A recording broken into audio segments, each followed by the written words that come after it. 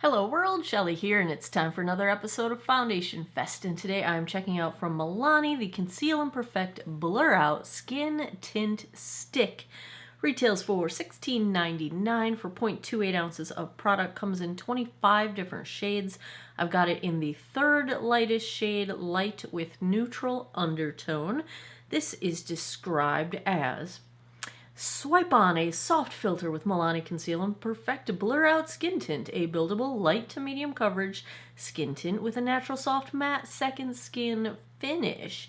Vegan, cruelty-free, clean ingredients. I look through the ingredients. I don't see any additional synthetic fragrance, although the octyl dodecanol ingredient is sometimes used as fragrance, which it's also an emollient, so there's that. This looks like a silicone-based kind of a stick. It's got muro butter, which, nice to see. Nothing really super exciting. It's an anhydrous formula. There's no water in it, which means they don't have to put a preservative in it. I think I still would preserve something that I'm sticking directly on my face or my fingers or touching in a way that could contaminate it, but without water activity, anyway, that's neither here nor there. That is a formulation decision that they've made.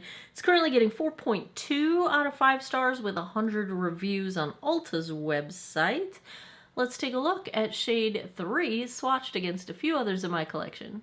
Swatch time. First up is today's foundation from MILANI, the Conceal and Perfect Blur Out Skin Tint Stick in shade 3.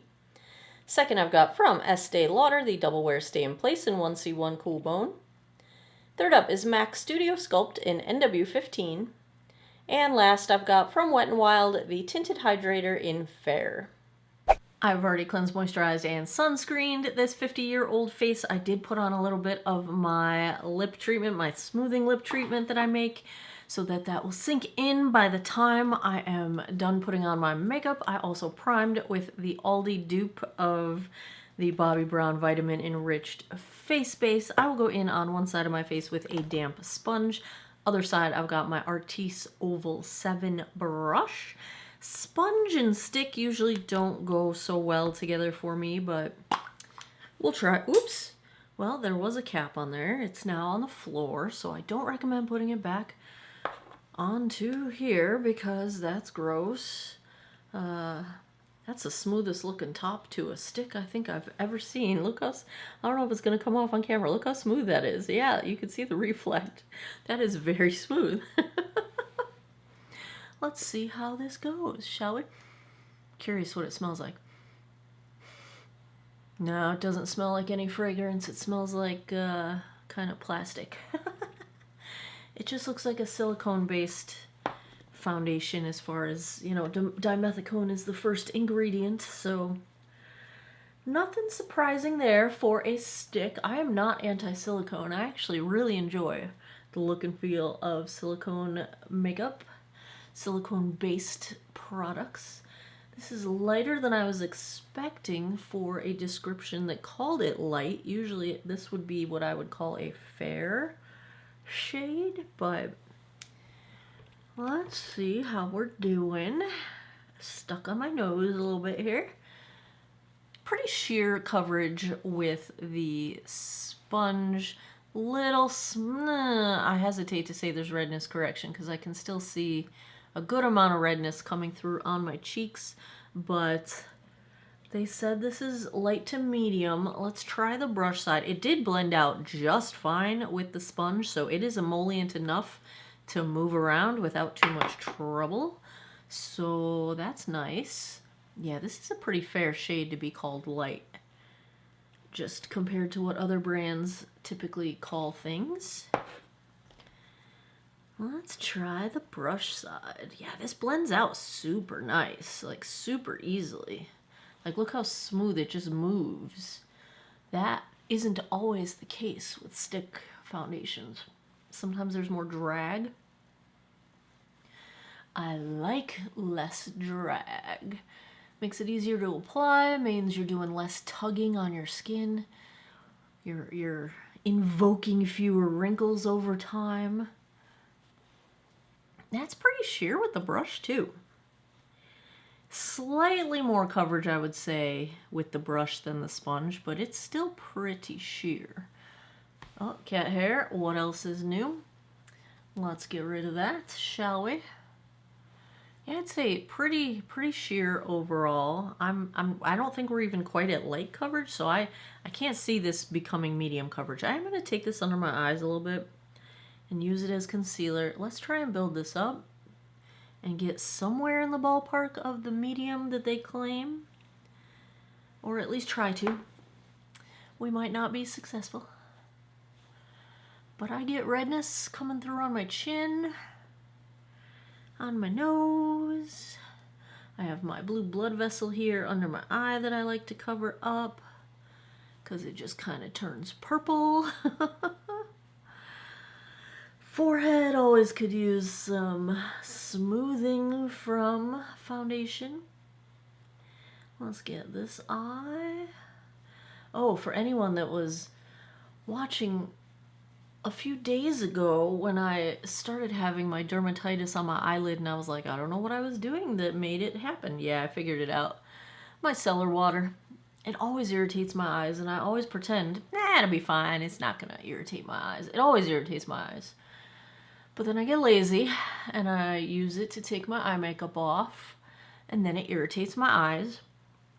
And then I can't figure out why my eyes are irritated. And then I remember it's my cellar water. And then I avoid using it for a week or so.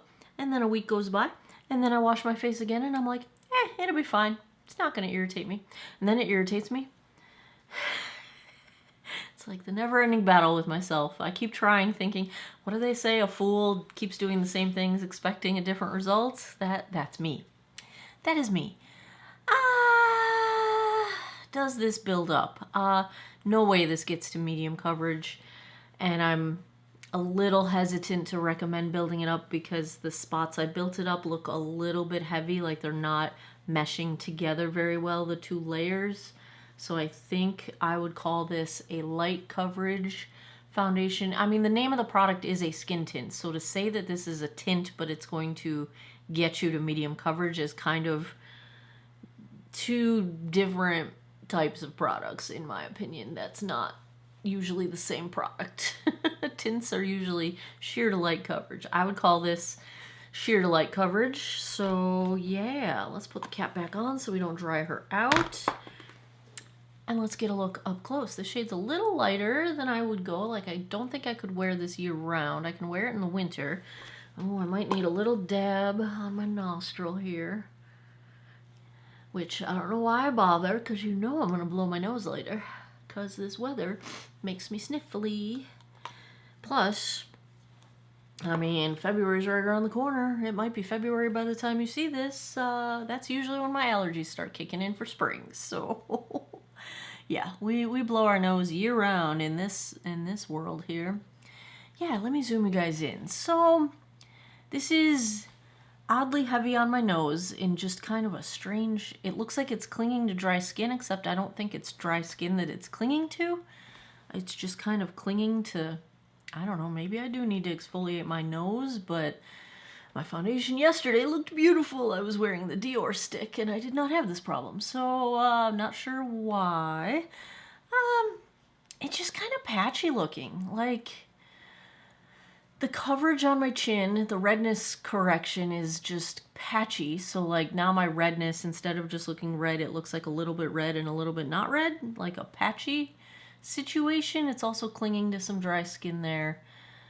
It's not really clinging to the dry skin above my lip, which is where I would expect it to cling because I've got some struggle areas right there.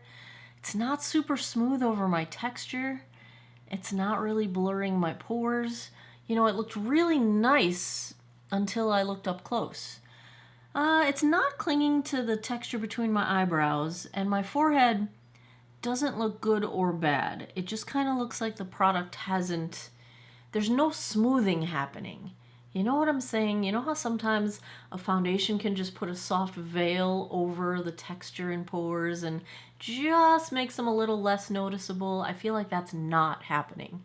Like, I'm seeing all of the map of my face. I'm seeing all of the valleys and peaks and textures and flakes, and it's just not smoothing anything. I'm seeing all my micro lines on my forehead. Like, it's just not giving me any smoothing. There's a little bit of a tint, which in this case is a little too light. You know, just comparing it to my neck, I can tell my face is now lighter than my neck, but not to an extreme degree. Like, I could still wear this in the winter, I think, shade-wise. I'm not the biggest fan of the up-close view at the moment. We'll see. Maybe it just needs to sort of melt in and warm to my body temp. It's almost 2 o'clock. Let me put the rest of my face on. I will be right back. Back with the Milani Blur Out Skin Tint Stick.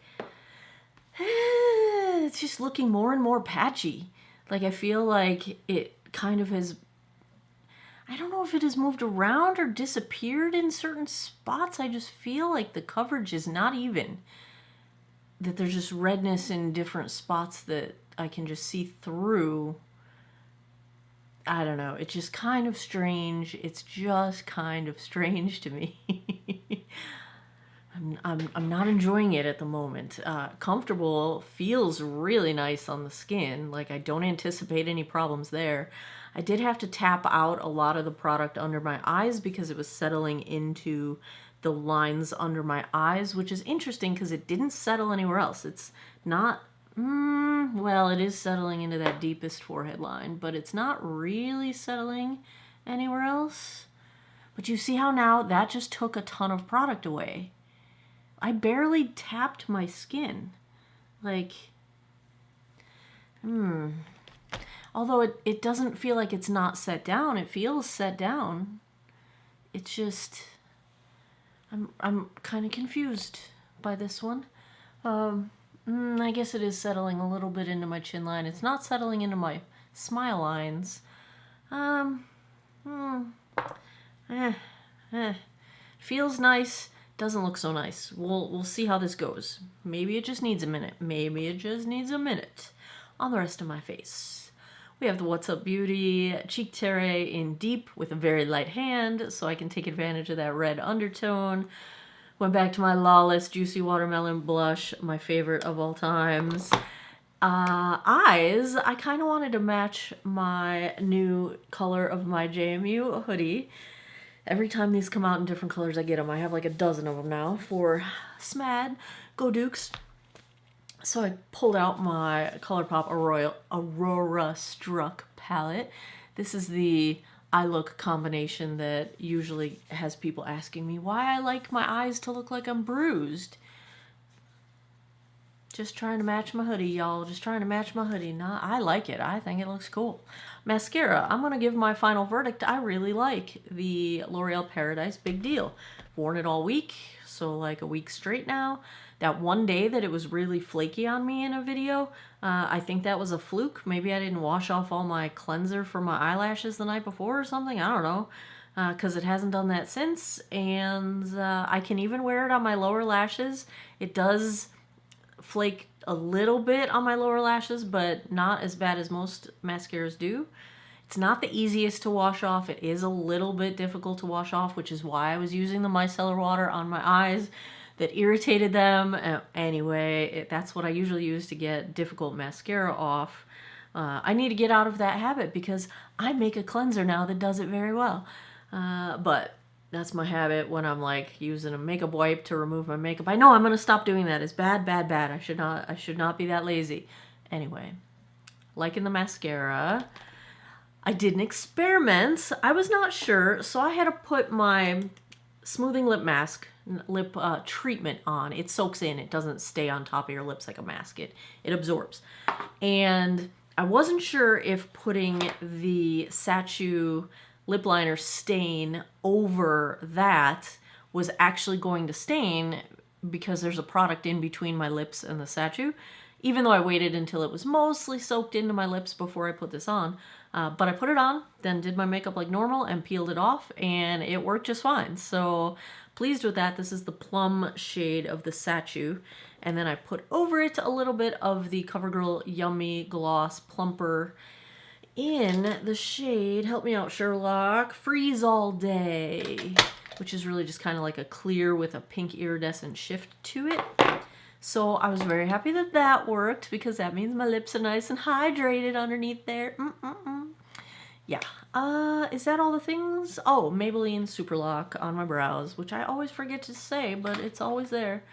It's either that or the e.l.f. brow lift. It's usually going to be one or the other. Sometimes it's Jones Road and sometimes it's Lawless. Those are the only other two that I use with any regularity. Alright, that's all the things. Don't know if I'm going to get a sandwich today. Should I go get a sandwich? I don't know. I have to go to the post office.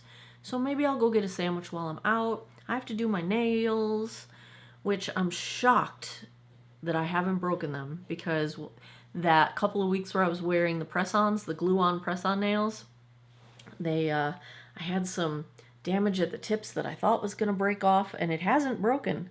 Like, I'm doing pretty good right now. I cut my thumb today. I don't know how I did that, but I've been bleeding all morning. I'm missing a chunk of my thumb. Don't remember hurting myself, but apparently I did. That's how that goes. Gotta love getting older, because it only seems to have started happening in the last, 10 years that I injure myself and have no clue how it happened. But yeah, alright. I'll give you guys a daylight check-in in a bit. Looks like we got a little bit of sunshine outside. I got a window right next to me right here. I'm watching people pull in and out of the Airbnb next door, and they're having trouble getting around the trees. I should not laugh at their obvious struggle, but they made it. They made it. They're fine. They're fine. Alright, I'm gonna go about my day, do some errands. I will come back, give you guys a daylight check-in, then I'll be back tonight and give you guys my final thoughts. Hey guys, since I have a little bit of sunlight and it's cloudy now, and I feel like if I wait till I get home, it's gonna be darker, here is where we're at. I have not blown my nose yet today, and as you can see, it already looks completely like there's no foundation on it. Chin is looking splotchy. Oh, I'm starting to get my dry drag lines happening. Yeah, no surprises. Slightly too light for me, shockingly. Did not expect that. Anyway, that's where we're at with the Milani right now. Yeah, I'll be back tonight. Feels fine. Doesn't look fine. Alright, catch you guys in a bit. 12:12 a.m. That's my phone telling me I should be in bed. Let's take a look at how the Milani Blur Out Stick held up. There's not a whole lot left. And so what are we at? Like 11 hours-ish? Yeah, it was like 1 something. Yeah, let's chat about it. It doesn't feel as drying as I anticipated based on how early it was starting to look dry. It does feel a little drying. I am looking forward to washing my face and getting this off, but I'm not like clawing my face off or anything. You know, it's not that bad. It's just a little tight, like a little dry. Let's zoom in so you guys can see what I'm talking about here. There's like no coverage left around my mouth, my chin. I did blow my nose, but you'll see the product is very gunked up all the way up the bridge of my nose. And when I blow my nose, I'm very careful to keep it all down by the nostrils so that I'm not making a huge mess of my makeup. It has settled into my under eye lines.